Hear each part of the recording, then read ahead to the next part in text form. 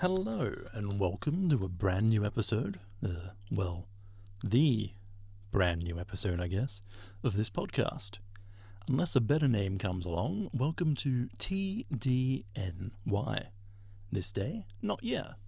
A history-ish podcast where I, Adam, take a look back at whatever historical event piques my interest that happened on the days, not year, of the weeks ahead. Get it? Got it? If not, you'll catch up. Or, worst case, just come along for the ride and the random and hopefully interesting historical events I'll cover along the way. So, on the week ahead we'll learn where to hang out with all the boys, when a 6 was not a 6, why skating on thin ice is a bad idea, how America really dropped the bomb, and much, much more. Right. Kicking off our week ahead, we have Monday, January 13th. Starting off with a downer, especially for the young men, as on this day, not year, in 1976, the YMCA organization filed a lawsuit against the Village People. But before we get into that though, for the younger audience, let's cover a few basics. First off, but not first hand, the YMCA was a London-founded organization based around the idea of buffing up young Christians into macho men.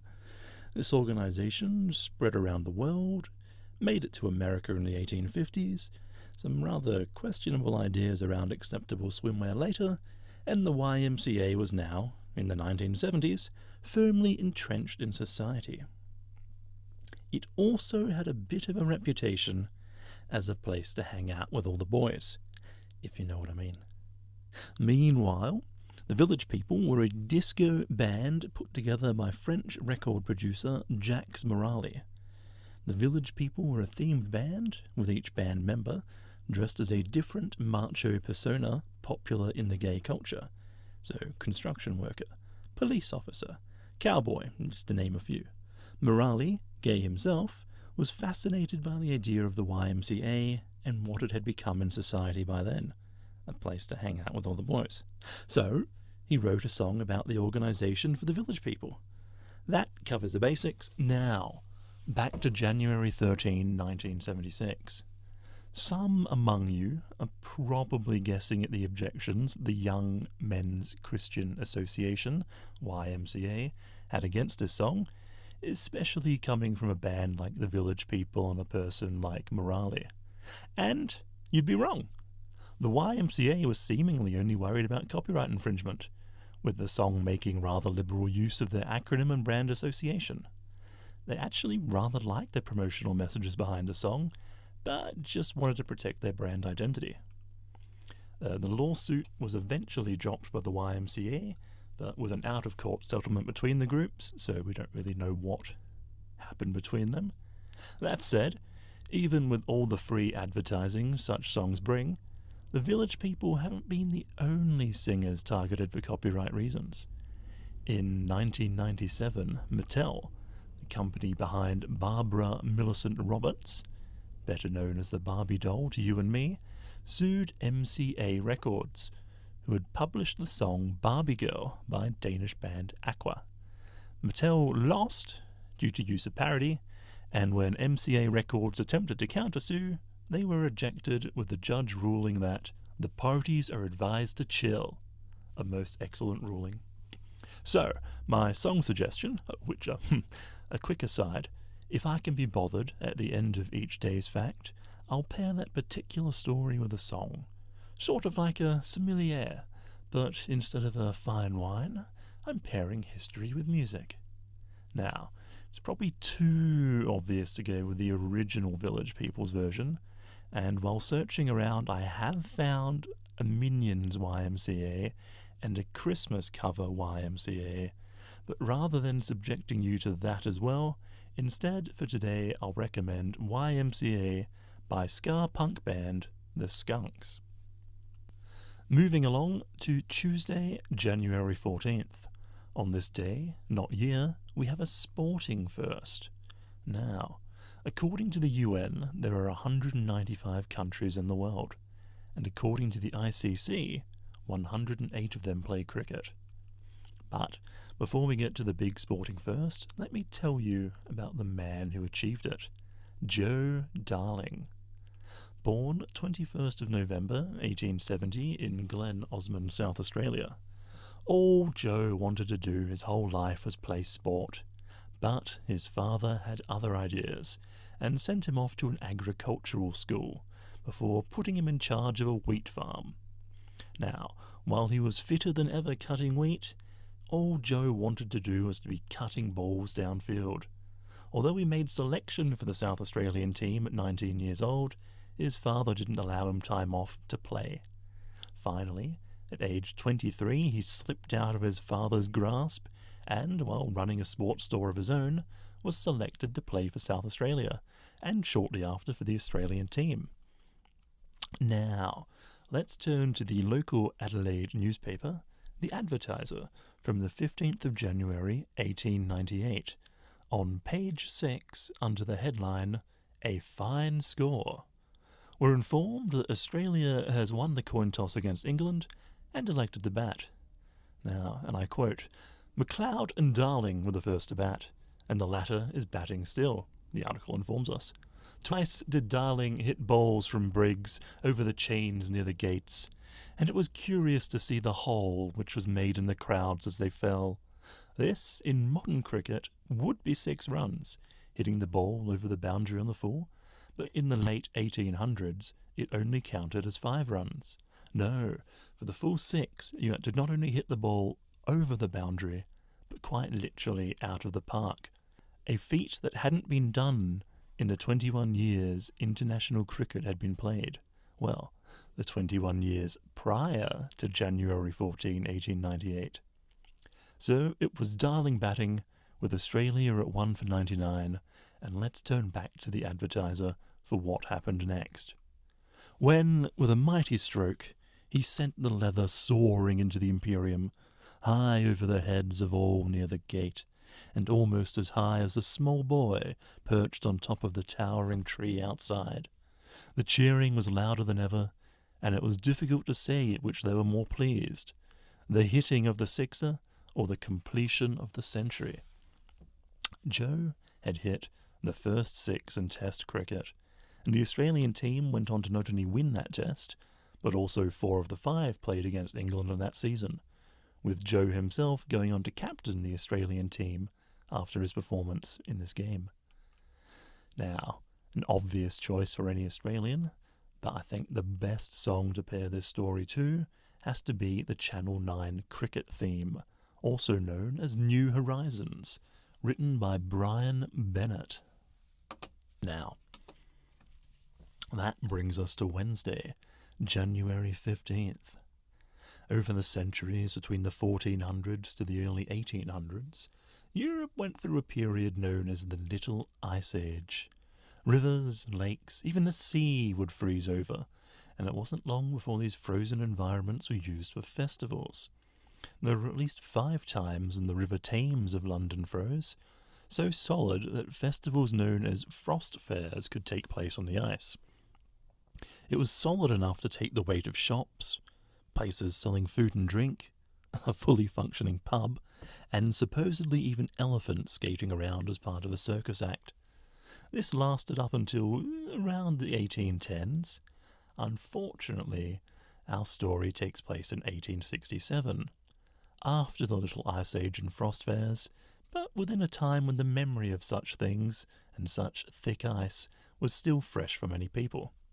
So, we find ourselves, on Wednesday, January 15th, at Regent's Park, standing by the frozen edge of the boating lake. There are around 2,000 people with us, standing on the shore, while some 500 odd are skating across the ice. People are playing hockey, others skating arm in arm with loved ones, while a few even had set up their own little frost fair echoes and were selling oranges or roasted chestnuts on the ice. Until, suddenly, everyone heard a large crack and the ice split open, pitching half of those on it into the freezing waters, their thick winter clothing and heavy skates dragging them under. Others were fortunate enough to keep to their feet, as parts of the lake were only 5 feet deep, but thick with mud. One survivor, a Mr. Dunton, was able to keep his head above water, but was stuck fast in the mud, slowly sinking deeper, trying to hold his children out of the water as best he could. In an example of a stiff upper lip, it's reported he asked his child, "Is there any help coming, Fred? Wave my walking stick, for I am sinking down in the mud." All told, by the end of the day, the lake had claimed 40 lives, either through drowning or hypothermia. Perhaps the most regrettable part of the day was that all there had been warned against skating on the lake. It was only the day prior that it had split open and 21 skaters had fallen in, with all promptly being rescued.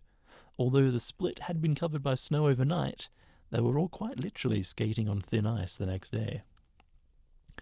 As a future precaution, the lake was drained, and the depth across the entire area was raised until it was a uniform 4 feet deep, and then filled back in. Now, the perfect song for such a story can be found on the B-side of a British artist's 1985 concept album, the B-side of The Hounds of Love, with the song Under Ice by Kate Bush, which tells the story of a lone skater speeding along the ice, only they may not exactly be above the ice. Okay, Thursday, January 16th, and on this day we stay in London, but find ourselves in the year of 1749. Quite an excitement had been building across the city over the last couple of weeks. Notices had appeared in newspapers, advertising a fantastical act, a magician who could, by taking a cane from the audience, use it to create the sound of any existing instrument, accompanied by the magician's own perfect voice. That wasn't the main draw, though. No. The act that had London abuzz was the following trick, described in the notice. Secondly, he presents you with a common wine bottle, which any of the spectators may first examine. This bottle is placed on a table in the middle of the stage, and he, without any equivocation, goes into it in sight of all the spectators and sings in it. It's from this trick that the magician got the name he is known by today, the Bottle Conjurer. Not wanting to miss such a show, all the tickets sold out quickly, the new theatre in the Haymarket packed, and the act was set to begin, with the audience waiting, and waiting, and waiting. An employee eventually appeared to announce that everyone would be refunded in full if the magician didn't appear. But by then the audience was getting quite agitated, and after more time had passed, one took a lit candle and threw it on stage. This was the literal spark to violence, and the crowd split, one side looking to get out as quickly as possible, and the other taking to breaking the theatre apart. 1 minute you see it, and the next it's gone. Anything inside was destroyed, torn down, broken, with the pieces carried out to fuel a large bonfire that had been started outside. While the true identity of the hoaxer was never revealed, some were quick to point fingers at the theatre's manager, Samuel Foote, while others thought it was the theatre's owner, John Potter, although both cried innocent. And today, the most likely suspect, or so a few authors have claimed, is the second Duke of Montague, John Montague.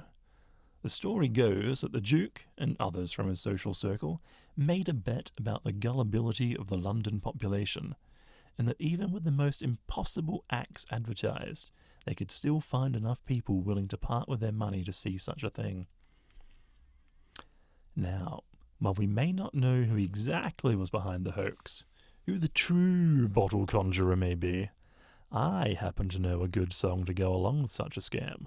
Something I'm sure the audience would have sung that night if the song had been around. Tonight, The Bottle Let Me Down, by Elvis Costello and the Attractions. Finally Friday. Friday, January the 17th. The residents of a small Spanish village of Palomares, Almeria, were minding their own business. It was 1966, and while much of the world was gripped by Cold War panic, the people of Palomares hadn't even heard of it. Yet. It was a quiet morning, and many were out fishing, others farming. Otherwise, all were enjoying their mornings, not knowing that by the end of the day, their little village would go on to earn the moniker of most radioactive town in Europe. 31,000 feet above the coast, a B-52 bomber was attempting to refuel. A difficult process at the best of times, but perhaps made even more harrowing when the refueling plane has just done their best Renaissance fair joust impersonation, and now all the important bits needed for flight have exploded off around you. As such, both planes started falling. 3 of the 7 crew members of the B-52 were killed straight away, while the remaining 4 managed to parachute to safety, although 3 of those 4 drifted out to sea and had to be rescued. Meanwhile, the refueling plane, on fire, which isn't a great state to be in when carrying fuel, and at just 1,600 feet or just shy of 500 meters from the ground, exploded, killing all 4 crew members aboard. Already this is a terrible accident, but one has to remember that it is a B-52 bomber that is now raining down on the Spanish seaside. A bomber that was carrying 4 B-28 Fi Mod 2 T1 thermonuclear hydrogen bombs. Now, for comparison, Little Boy, the bomb dropped on Hiroshima, had an estimated 15.5 kiloton yield. Now, a kiloton here is equivalent to 1,000 tons of TNT. Meanwhile, the bombs currently falling on Palomares were 1.1 to 1.5 megatons, where a megaton is the equivalent of 1 million tons of TNT. Fortunately, to arm a nuclear bomb isn't a simple process, and even then, 2 of the bombs had a relatively safe landing, 1 falling in the ocean and 1 in a river. But for the other 2, landed with a boom. Just not a thermonuclear boom. Unfortunately, that explosion did release and spread the radioactive plutonium contained within the bombs. This began some of the worst gaslighting from the American government to date. Despite a 2.6 square kilometre area of land being contaminated, no one was evacuated. No one was even told there was danger, with villagers collecting bits of radioactive bomb fragments as souvenirs. The US ambassador at the time even stated, "No trace whatsoever of radioactivity has been found," which was a total lie. The US had found a lot of radioactivity, and had even started shipping the contaminated soil and crops away to be disposed of. They had tried to wash the radiation off buildings, only to paint over it when that hadn't worked. The Cold War had come dropping into Palomares and left a permanent reminder. Fortunately, this wasn't the end of the US cleanup. Nearly 50 years later, in 2015, Spain and the United States reached an agreement for further cleaning of the town and disposal of the contaminated material. Although whether such agreements mean anything to the incoming government is anyone's guess. A heavy historical event to end the working week on, so let's end this Friday with a banger, pun intended. Let's All Make a Bomb by Heaven 17 is my song recommendation for this story. And, sticking to the theme of things crashing down to earth, Saturday, January 18th gives us that rare Hollywood moment made reality, a meteorite crashing down into a populated city. Stone County, Missouri, in 1916 had a population just shy of 12,000. It was around 9 a.m. Young J.W. Jackson was in the barn of his family home, while his mother toiled away in the kitchen. Neither Jackson knew that a meteorite was speeding right towards their house. Hearing a noise from above, J.W. left the barn to look up, as a hole was ripped through a cloud, and a space rock expended all of its energy on the house roof. Punching right through, the destruction was rather minimal. Going up to the attic, the Jacksons had to remove a few boards to access the 611-gram stone that was now lodged in the wooden beams. Fortunately, outside of Hollywood, and the KT extinction event, it's extraordinarily rare for people to be struck by rocks falling from space. In fact, we only know of one person actually being struck by a meteorite. In 1954, Anne Hodges was rudely awoken by a meteorite crashing through her roof, ricocheting off a radio, before striking her on the hip. Anne survived the event, suffering a rather large bruise as consequences. Just for a fact to end this day on, do you know the difference between an asteroid and a meteorite? I didn't, but basically, an asteroid is a large rocky object that orbits the sun and tends to skew between being the size of a pebble or the size of a small planet. Meanwhile, a meteor is the smaller piece that is broken off from an asteroid and taken a rather unhealthy interest in our little blue planet. If it burns up before it gets to us, it's a meteor. If it survives a fall, a meteorite. I started this day out, Saturday, by mentioning Hollywood, so we've got to end it the same way, and I'm sure you can guess what kind of apocalyptic song I'm about to suggest. From the Crash and Burn soundtrack of Armageddon, I Don't Want to Miss a Thing by Aerosmith is my song suggestion for this story. Now, Sunday and January 19th sees us back in Adelaide, South Australia, although we won't be able to stick around for long, you see. On this day, it has been predicted that an earthquake and a tsunami would wipe the South Australian capital city out, somewhere between 10:30 and noon. It wasn't a team of scientists that had foretold this destruction, but God himself. Or at least God acting through the visions of a Melbourne-born house painter, John Nash.